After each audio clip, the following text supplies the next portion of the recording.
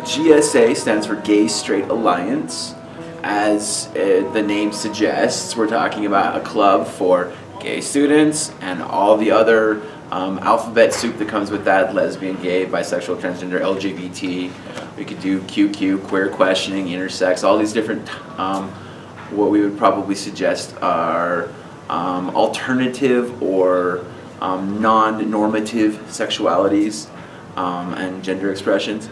Yeah, so there's those kids, there's the straight kids, there's the kids that everybody is involved or is welcome into this club, and it's a place where people can feel safe. So yeah, I'll let you. My name is Benjamin Torres, and I'm a sophomore. My name is Riley Logan, and I'm a sophomore. I go by Anna Munoz. I'm in the 11th grade. My name is Kayla Turley, and I'm in 10th grade. The funny thing about this is I've been involved with student organizations most of my life, since I was a high school student. When I grew up in a little teeny town in Alaska, there were 80 high school students. No one was out. No one was I didn't realize what the word gay meant until I was probably 15 or 16 years old. I didn't have that frame of reference. So it was a very different environment. There were no gay people on TV. There were no role models in that way. I think that today's kids do have a lot going for them. No, I was not. I was raised in a very fundamentalist religious household that was not supportive of anything that was contrary to religious dogma. And so that was a very difficult obstacle for me to overcome. But it worked out pretty well.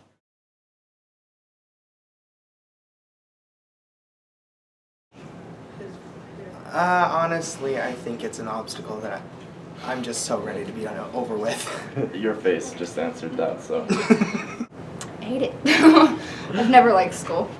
I guess, I've always kind of lived my life kind of socially awkward. People don't really pay attention to me.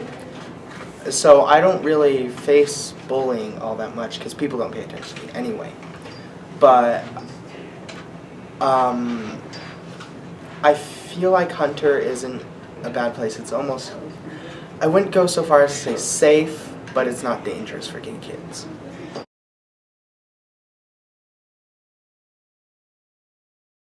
I think it's pretty good. I haven't heard of any fighting. No. I do hear the verbal words, "that's so gay," or "you're gay," most of those. In our school, in my experience, fairly low-level stuff. I've never heard of kids getting, beaten up badly. I've never heard of kids, getting severely tormented. But there's the stuff that you see every day.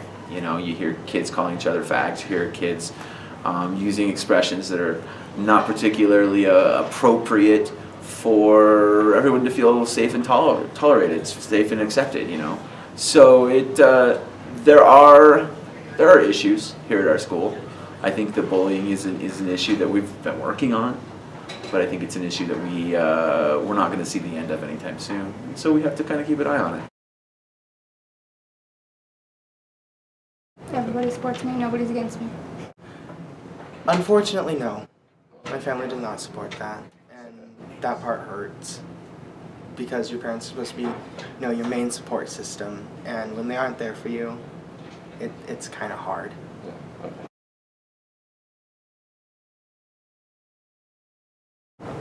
Love is love. It's basically for everybody.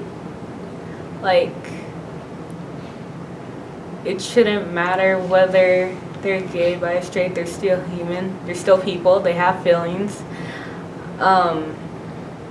They should be respectful of that. If we're respectful of them, then they should be the same way towards us. Love is love, and I think that people should be able to be happy with who they want to be happy with. I feel like with kids who are gay and are afraid to come out, or whose parents are unsupportive,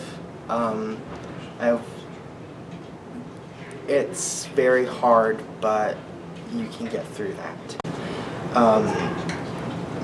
Your parents aren't your entire life. you have life beyond them. You have life beyond all these hateful words. And if you ever feel like you're to that breaking point, talk to someone. You'll be surprised how much they can relate to you. Some of these kids, this is the most trying experience of their life. They are cut off from all of the normative groups that are there to help them. They can't talk to their family in many instances. They can't talk to their friends. Even teachers and other coaches, people that would normally be very helpful or friendly or somebody that you could talk to, are terrifying to the prospect of talking to them. Whether you know that it's bullying or not, when you make fun, when you tease, or when you intentionally harass LGBT kids, or even straight kids who you think are a little less jockey than yourself, you are doing damage. You are doing something that is going to hurt another soul. And I would just say, this is not something you want on your conscience. I have held in my arms and hugged a 14-year-old who had been so relentlessly teased, so relentlessly picked on, that he truly and honestly believed that his only choice was to kill himself. That he did not have another way out. Did not have anyone he could talk to. And I don't care where you're from. I don't care what your experience is. You do not want to be the person who has pushed someone over the edge and caused them to take their own life.